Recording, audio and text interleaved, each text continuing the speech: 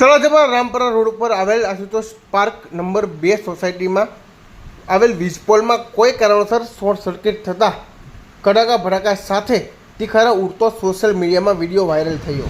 આ ઘટનાને પગલે તળાજા નગરપાલિકાના વોર્ડ નંબર 6ના નગરસેવક અને તળાજા શહેર ભાજપ પૂર્વ પ્રમુખ એવા મહેન્દ્રસિંહ સરવૈયા પણ દોડી આવ્યા હતા।